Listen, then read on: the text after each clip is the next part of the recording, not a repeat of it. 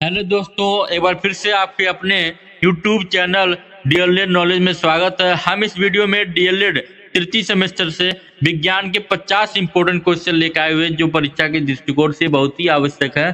चलिए चलते हैं पहले क्वेश्चन की तरफ। हमारा पहला क्वेश्चन है कि ऊष्मा का संचरण सबसे तेज होता है, मतलब ऊष्मा एक स्थान से दूसरे स्थान से सबसे तेज किसमें प्रवाहित होती है। इसका जो सही जवाब हो जाएगा वो ऑप्शन नंबर 100 हो जाएगा, विकिरण द्वारा। ठीक है,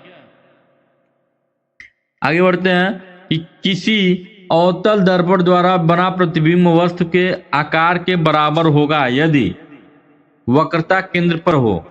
कहाँ पे होना चाहिए? वक्रता केंद्र। तो अवतल दर्पण ऐसे होगा, ठीक है, तो इसका वक्रता केंद्र पे होना चाहिए। आगे बढ़ते हैं कि उत्तल दर्पण से बना प्रतिबिंब कैसा होगा। उत्तल दर्पण से बना प्रतिबिंब जो होगा वह सदैव आभासी होता है।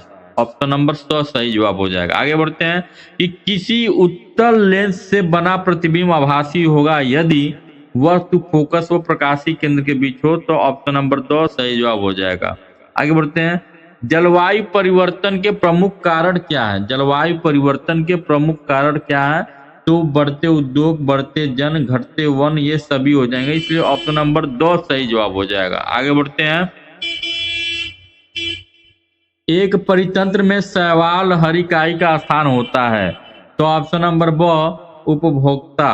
ठीक है, आगे बढ़ते हैं कि ग्राम पॉजिटिव और ग्राम निगेटिव बैक्टीरिया में जो मुख्य अंतर होता है वह किसकी संरचना की भिन्नता के कारण होता है। तो इसका जो सही जवाब हो जाएगा ऑप्शन नंबर ब कोशिका भित्ति की संरचना के डिफरेंस के वजह से होता है। आगे बढ़ते हैं कि जीवाणु की कोशिका भित्ति किसकी बनी होती है। तो ऑप्शन नंबर 100 सही जवाब हो जाएगा, म्यूकोपेप्टाइड की बनी होती है। आगे बढ़ते हैं कि पाश्चर किसके लिए प्रसिद्ध है। तो इसका जो सही जवाब हो जाएगा option number 100 germ theory of disease. आगे बढ़ते हैं कि जीवाणुओं से उत्पन्न कुछ रोग कौन से हैं। तो ऑप्शन नंबर ब सही जवाब हो जाएगा, टिटनेस, टाइफाइड, ट्यूबरकुलोसिस, ये जो है जीवाणु द्वारा उत्पन्न रोग हैं। आगे बढ़ते हैं कि दूध खराब होता है, क्यों खराब होता है। तो बहुत ही इंपॉर्टेंट हो, तो लैक्टोबैसिलस के कारण होता है। ऑप्शन नंबर 100 सही जवाब हो जाएगा, लैक्टोबैसिलस। ठीक है, अगला जो क्वेश्चन है विषाणु शब्द है, कौन सा शब्द है। तो विषाणु शब्द लैटिन शब्द है। ऑप्शन नंबर और इसका सही जवाब हो जाएगा। आगे बढ़ते हैं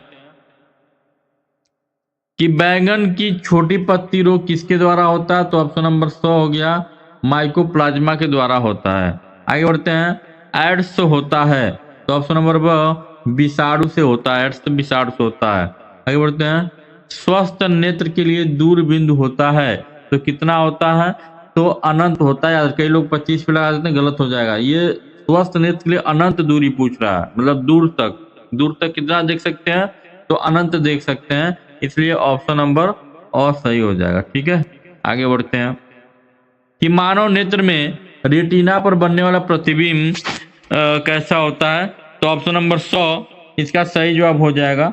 100 इसका सही जवाब हो जाएगा। उल्टा होता है परंतु दिखाई सीधा देता है। रेटिना पे हमेशा जो हमारा आँख का रेटिना है वहाँ पे जो प्रतिबिंब बनता है वो उल्टा बनता है, लेकिन दिखाई हमें हमेशा सीधा देता है, इसलिए ऑप्शन नंबर 100 सही जवाब हो जाएगा। आगे बढ़ते हैं कि नेत्र लेंस होता है।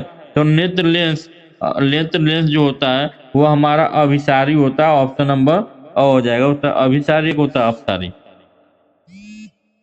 आगे बढ़ते हैं कि संयुक्त सूक्ष्मदर्शी में वस्तु के सापेक्ष अंतिम प्रतिबिंब बनता है। तो बड़ा व उल्टा बनता है। आगे बढ़ते हैं, दूरदर्शी के अभिदृश्य तथा नेत्रिका लेंस के बीच की अधिकतम दूरी होती है। तो ऑप्शन नंबर 100 हो जाएगा, अभिदृश्यक और नेत्रिका लेंस की फोकस दूरी का योग होता है। आगे बढ़ते हैं कि एक लेंस की फोकस दूरी 20 सेंटीमीटर, उसकी क्षमता कितनी होगी। उसकी जो क्षमता होगी वो 5D होगी, 5 डायोप्टर होता है। ठीक है, आगे बढ़ते हैं, एक उत्तल लेंस की क्षमता 2 डायोप्टर, उसकी फोकस दूरी क्या होगा। तो फोकस दूरी जो हो जाएगा उसका वह ऑप्शन नंबर 100 हो जाएगा, इसका 50 सेंटीमीटर हो जाएगा। ठीक है,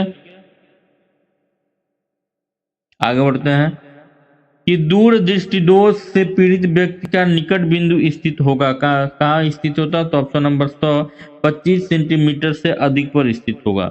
आगे बढ़ते हैं कि किसी गैस में निम्न प्रकार की तरंगें उत्पन्न हो सकती हैं। तो ऑप्शन नंबर ब केवल अनुदैर्ध्य तरंग ही उत्पन्न हो सकती हैं। आगे बढ़ते हैं कि लोहे में निम्न प्रकार की तरंगें उत्पन्न हो सकती हैं। तो ऑप्शन नंबर ब अनुदैर्ध्य लोहे के अंदर तथा सतह पर अनुप्रस्थ तरंग उत्पन्न होती है। याद रखिएगा, इंपॉर्टेंट क्वेश्चन है। आगे बढ़ते हैं, गोली दर्पण की वक्रता त्रिज्या तथा फोकस दूरी में संबंध है।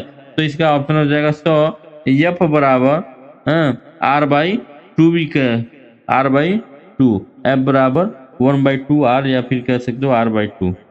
आगे बढ़ते हैं, एक उत्तल दर्पण की फोकस दूरी 15 सेंटीमीटर, उसकी वक्रता त्रिज्या क्या होगा? तो ऑप्शन नंबर ब हो जाएगा 30 सेंटीमीटर हो जाएगा। ठीक है, वक्रता त्रिज्या क्या हो जाएगा? 30 सेंटीमीटर हो जाएगा। आगे बढ़ते हैं, उत्तल लेंस से समान आकार का प्रतिबिंब बनने के लिए लेंस के मुख्य अक्ष पर वस्तु को रखना होगा।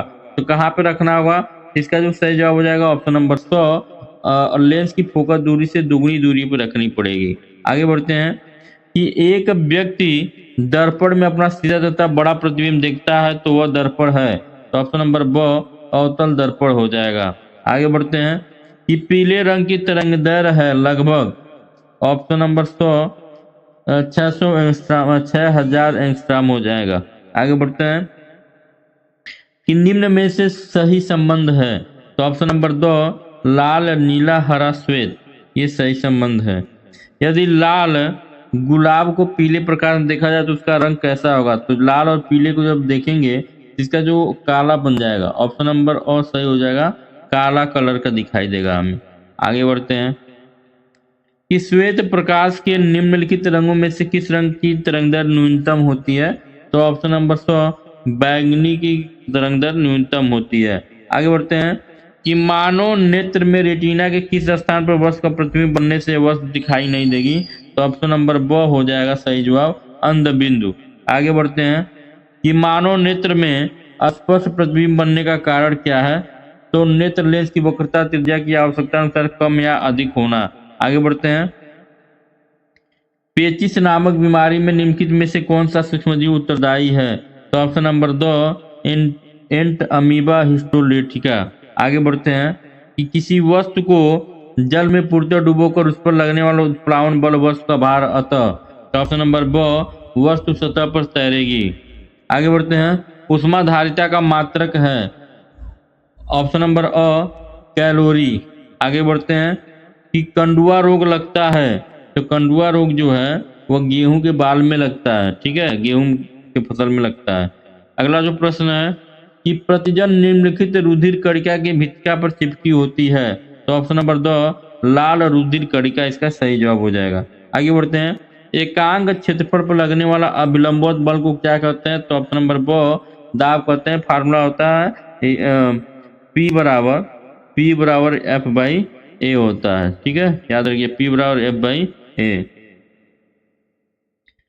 चीनी उद्योग में गन्ने के रस को रंगीन करने में प्रयुक्त होता है। तो ऑप्शन नंबर 100 सही जवाब हो जाएगा, जंतु चारकोल का यूज किया जाता है।